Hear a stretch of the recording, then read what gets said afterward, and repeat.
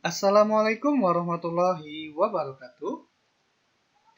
Pada kesempatan kali ini, saya akan membahas tentang sejarah matematika di Mesir, Mesopotamia, dan Yunani. Namun sebelum itu, perkenalkan, yang ganteng ini, nama saya Rahmat Setria.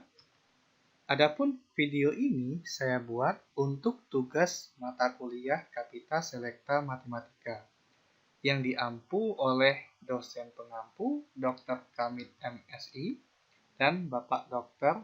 Saiful MPD. Dan saya adalah mahasiswa Universitas Jambi, yakni tepatnya pada prodi Magister Pendidikan Matematika.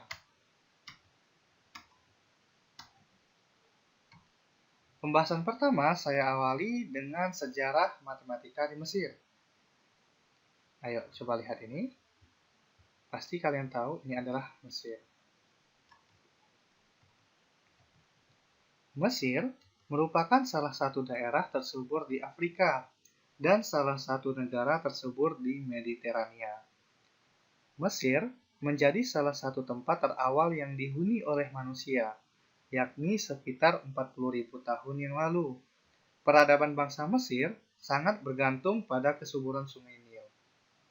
Nah, di sekitar Sungai Nil inilah salah satu cabang matematika lahir, yakni pada waktu para pendeta Mesir melakukan pengukuran terhadap pasang surutnya Sungai Nil dan meramalkan timbulnya banjir.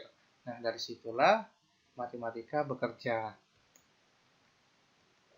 Dan juga sejarah matematika bisa kita lihat ketika Raja Mesir yang bernama Sesostris membagi tanah kepada orang-orang Mesir yang sama luasnya dan berbentuk persegi panjang. Dari sini, bangsa Mesir menggunakan geometri dalam membagi tanah kepada masyarakat Mesir. Nah, bangsa Mesir kuno membangun piramida-piramida yang merupakan contoh yang paling kuat dari struktur matematika dengan menggunakan bentuk-bentuk segitiga. Jadi, jejak-jejak sejarah matematika di Mesir seperti yang saya sebutkan tadi. Nah, lalu bagaimana kok bisa tahu gitu? Nah, jadi bukti fisik sejarah matematika di Mesir, yakni pada bangsa Mesir kuno, mulai menggunakan daun papirus untuk menulis, yaitu pada tahun 1800 sebelum Masehi. Dan papirus ini masih bisa kita lihat. Nah, penemuan pertama naskah matematika yang dimiliki oleh orang Mesir kuno, yakni tadi yang saya bilang berupa papirus. Apa itu papirus? Papirus adalah sebuah alat tulis sederhana menyerupai kertas. Nah, papirus ditulis dengan tinta yang dibuat dari getah yang dicampur dengan arang dan air. Sebenarnya sih ada banyak papirus, namun beberapa yang berhubungan dengan matematika adalah papirus Rhein dan papirus Moskow. Pertama kita akan membahas tentang papirus Rhein tadi, atau nama lengkapnya Rhein Mathematical Papyrus. Kira-kira seperti ini gambarnya. Nah, papirus Rhein ini berasal dari masa pemerintahan Fir'aun Al-Yusaredari, dinasti Hyksos tahun 1650 sebelum Masehi. Dan papirus Rhein ini berbentuk lembaran yang berisi instruksi untuk pelajaran aritmatika dan geometri. Papirus Rhein juga tertulis mengenai 3 unsur geometri analitik, yaitu bagaimana cara memperoleh hampiran nilai pi yang akurat kurang dari 1%, yang kedua upaya kuno pengkhuatatan lingkaran, dan ketiga penggunaan kotangen. Yang kedua kita akan membahas tentang papirus Moskow. Nah, unik bukan? Namanya papirus Moskow. Nah, papirus ini ditemukan pada tahun 1890 di nekropolis oleh Goloisev, yakni seorang ahli filologi di Universitas Kairo. Sepeninggal Goloisev, papirus ini dibawa ke Rusia dan disimpan di Museum Moskow. Nah, maka dari itu disebut dengan papirus Moskow. Naskah ini diperkirakan ditulis pada zaman dinasti ke-13 Mesir. Dan berdasarkan materi yang lebih tua, kemungkinan berasal dari dinasti ke-12 Mesir, yakni sekitar tahun 1850 sebelum Masehi. Nah, bangsa Mesir pada zaman dahulu telah mengenal sistem bilangan. Nah, bangsa Mesir kuno telah mengenal tulisan dan sistem bilangan. Biasanya, tulisan ini ditemukan pada sebuah batu dan dikenal dengan sistem hieroglif. Sistem hieroglif merupakan sistem bilangan yang sering digunakan dalam kehidupan sehari-hari.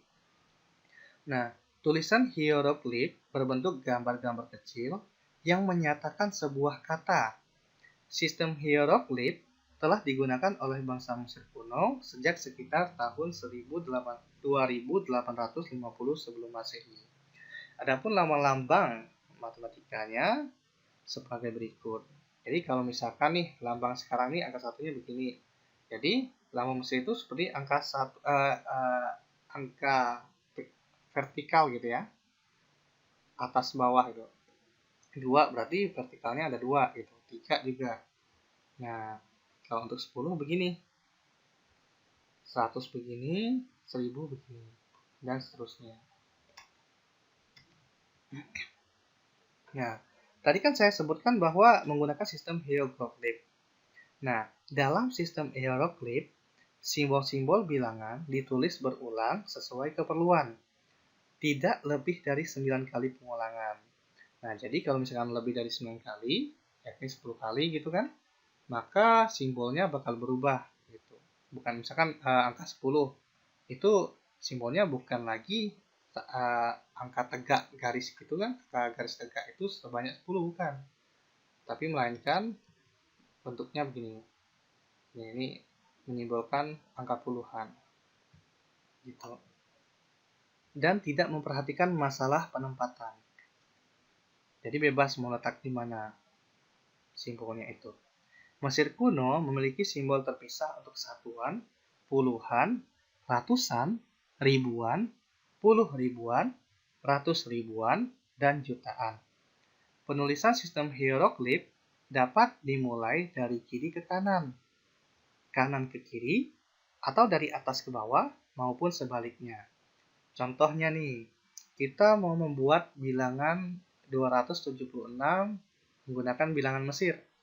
Maka dapat ditulis dengan 15 simbol yang kita gunakan.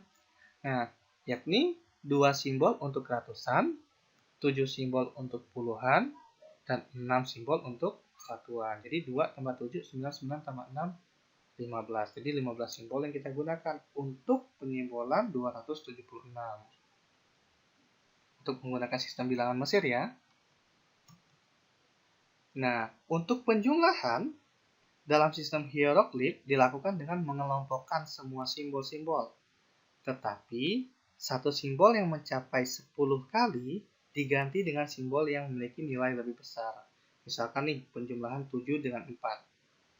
Kita lihat nih pada gambar. Ini kan ada garis tegaknya 7 nih. Ini garis tegaknya 4. Kalau kita tambahin kan 11 itu. Nah, karena ini 11 itu sudah angka puluhan, maka angka puluhannya 1. Dan angka satuannya 1 gitu. Ini angka puluhan, ini angka satuan. Adapun untuk penulisan bilangan pecahan Mesir kuno seperti ini. Jadi angka seperti simbol seperti daun ini itu angka untuk 1 per. Nah, sedangkan garis tegak ini itu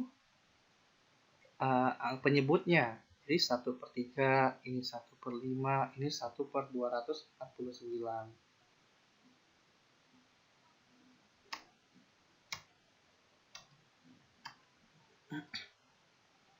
Nah, sistem hieroglif ini kemudian dikembangkan menjadi sistem yang lebih sederhana, yang dikenal dengan sistem hieratik.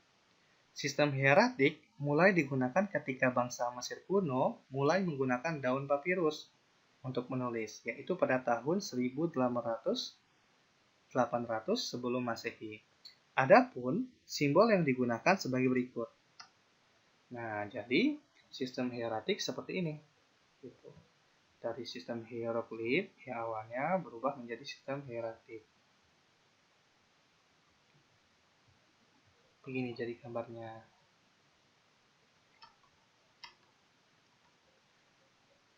Selanjutnya kita akan membahas tentang sejarah matematika di Mesopotamia. Nah, kira-kira inilah daerah Mesopotamia pada zaman dahulu, zaman kuno. Mesopotamia dikenal sebagai salah satu peradaban tertua di dunia.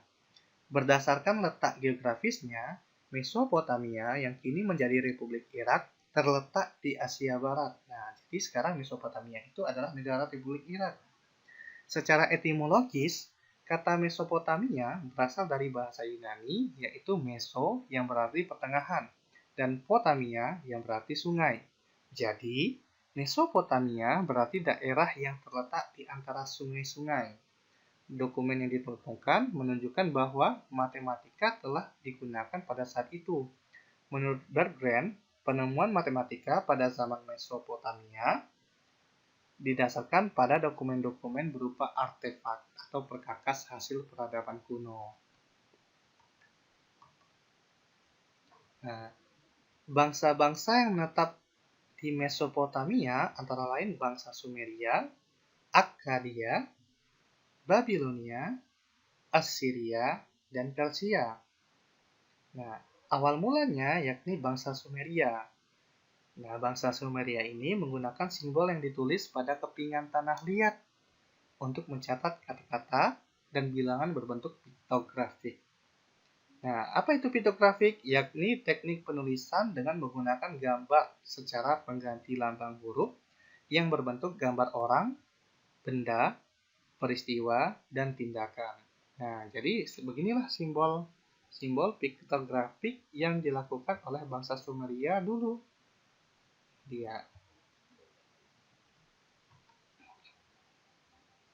Adapun untuk sistem bilangannya itu menggunakan sistem heksadesimal.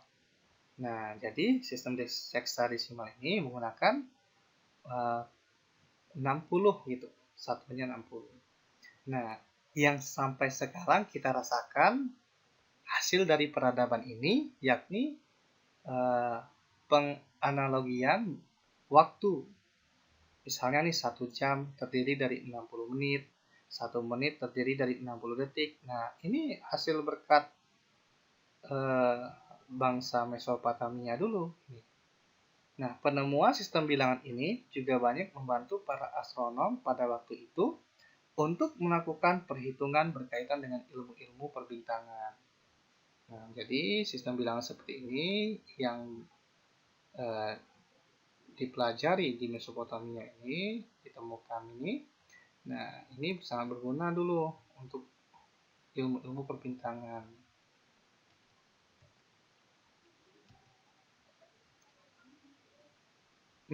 Seperti yang kita ketahui tadi, Mesopotamia itu kan terdiri dari beberapa banyak bangsa ya. Nah, pada tahun 626 sebelum Masehi, setelah kekuasaan Assyria mengalami kehancuran dengan meninggalnya Raja Assurbanipal, bangsa Babilonia bangkit kembali di bawah kekuasaan dinasti Chaldean dan membentuk peradaban Babilonia baru. Peradaban bangsa Babilonia di Mesopotamia menggantikan peradaban bangsa Sumeria tadi dan Akkadia. Jadi setelah Sumeria itu ada lagi bangsa Akkadia namanya.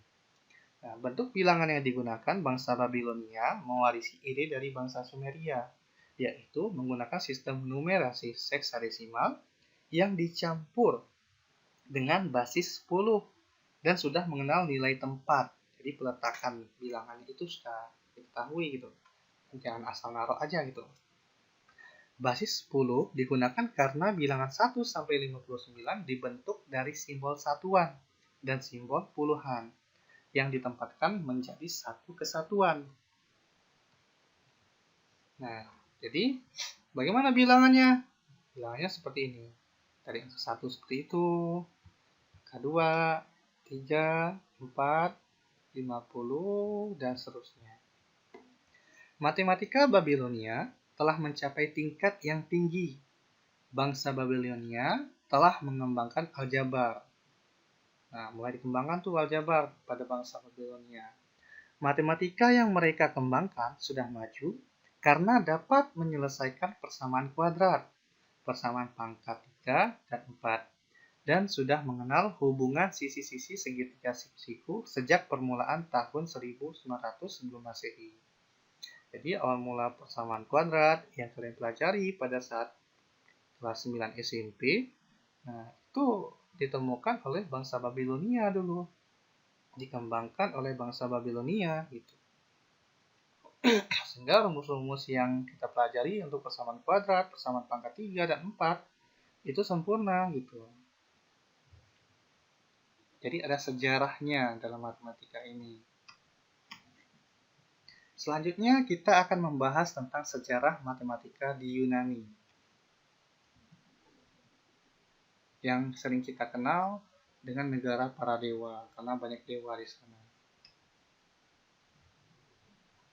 Adapun sejarah matematika di Yunani, itu awal mulanya karena banyak orang-orang Yunani yang sering berfilsafat.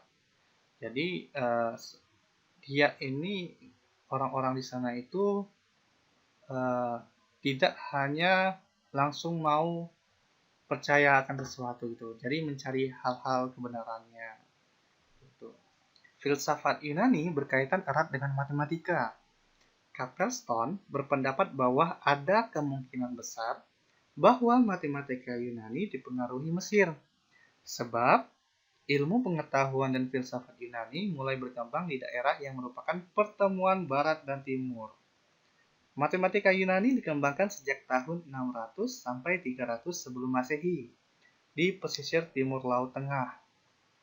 Nah, ingat Timur Laut Tengah itu kan letaknya dekat Mesir gitu ya.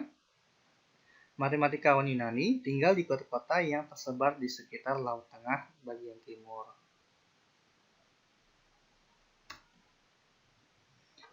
Nah, adapun matematika Yunani ini perkembangannya dibagi atas dua periode, yakni periode klasik dan periode Helenistik.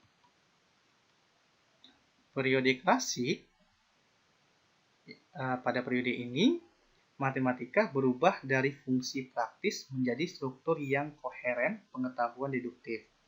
Perubahan fokus dari pemecahan masalah praktis ke pengetahuan tentang kebenaran matematis umum dan perkembangan objek teori mengubah matematika ke dalam suatu disiplin ilmu. Orang Yunani menunjukkan kepedulian terhadap struktur logis matematika pada periode klasik ini. Selanjutnya, pada periode Helenistik, matematika Yunani berpadu dengan matematika Mesir dan matematika Babilonia, sehingga membangkitkan matematika pada periode Helenistik. Bangsa Yunani telah mengenal tulisan dan sistem bilangan. Mereka mengadopsi metode bangsa Mesir dalam penulisan bilangan-bilangan. Karena metode bangsa Mesir sangat kompleks dalam perhitungan. Hasil adopsi metode penulisan bilangan bangsa Mesir kemudian diubah oleh bangsa Yunani dengan menggunakan huruf-huruf abjad. Dan jadi dia pelajari dulu dari bangsa Mesir, lalu dia membuat sebuah sistematika bilangannya sendiri. Nah, bagaimana sistem bilangan Yunani? Nah, itu ada dua, yakni sistem Attik, seperti yang ada pada gambar, pente, deka, hekaton, kiloi, miroi gitu. Untuk angkanya begini. Gitu. Nah, untuk sistem alfabetik, ini dia, yang mungkin sering kalian kenal untuk materi trigonometri seperti alfa, beta, gamma, delta, theta, lambda, gitu kan. Nah, itu berasal dari bahasa Yunani kuno dulu. Gitu. Selanjutnya saya akan membahas tentang tokoh matematika Yunani. Mungkin banyak buku paket yang menceritakan tentang tokoh-tokoh matematikawan Yunani. Karena memang banyak tokoh-tokoh matematika yang berasal dari sana. Dan ilmu yang diajarkannya itu memang berguna gitu, menjadi sebuah konsep matematika gitu. Nah, yang pertama yakni saya akan menceritakan tentang Thales. Dia dikatakan telah membuat orang Mesir terkesan dan pejabatnya juga dengan menentukan ketinggian piramida dengan membandingkan panjang bayangannya dengan itu dari panjang bayangan sebatang kayu dengan ketinggian yang diketahui. Nah, Thales juga dikreditkan dengan penemuan teorema bahwa sudut alas segitiga sama kaki sama dengan sudut vertikal. Dengan membuktikan bahwa diameter lingkaran membagi lingkaran menjadi dua bagian yang sama. Meskipun bagaimana tepatnya, Thales membuktikan salah satu dari hasil ini yang tidak diketahui. Tampaknya jelas bahwa ia mengajukan beberapa argumen logis. Nah, jadi Thales ini dia ini salah satu tokoh terkenal di awal peradaban Yunani kuno. Nah, selanjutnya nih, Pythagoras. Nah, mungkin sering kita dengar nih, ada namanya teorema Pythagoras gitu kan. Nah, Pythagoras itu lahir pada tahun 580 hingga 500 sebelum Masehi. Yakni dia berasal dari Pulau Samos, Laonia, yang terkenal sebagai filsuf dan juga ahli ukur. Ia mencetuskan mazhab Pythagoras yang mengungkapkan bahwa matematika lah yang menguasai semesta dan semboyannya. Nah, jadi semua adalah bilangan katanya. Kalau segala-galanya adalah bilangan, itu berarti bahwa unsur bilangan merupakan unsur yang terdapat dalam segala sesuatu. Nah, unsur bilangan mencakup bilangan ganjil dan genap, terbatas dan tidak terbatas. Mazhab Pythagoras menjadi permulaan pengkajian matematika sehingga dihargai sebagai penemu bukti pertama teorema Pythagoras. Teorema Pythagoras membahas tentang panjang dari sisi yang terdapat pada segitiga siku-siku. Nah, teorema ini merupakan sebuah contoh yang terkenal dari sebuah rumus aljabar. Masih ingat kan rumus Pythagoras? Yakni A kuadrat tambah B kuadrat sama dengan C kuadrat, di mana C adalah hipotenusa, yaitu sisi yang berhadapan dengan sudut siku-siku dan selalu lebih panjang dari sisi yang lainnya. Nah, cukup terkenal kan Pythagoras? Bagaimana kecerdasannya pada zaman dahulu? Sebenarnya masih banyak lagi tokoh-tokoh matematikawan Yunani yang berpengaruh dalam perkembangan matematika, seperti Aristoteles dengan bidang logikanya, Plato dengan bidang aritmatika dan geometrinya. Serta sebenarnya masih banyak lagi tokoh lainnya pada masa Yunani kuno. Bukan hanya pada masa Yunani kuno, gitu kan? Pada masa Mesir kuno, Babilonia juga. Tapi yang cukup terkenal dari tokoh-tokoh matematikawan Yunani. Jika saya lanjutkan mungkin akan lebih panjang lagi penjelasannya. Jadi saya cukupkan untuk sekian.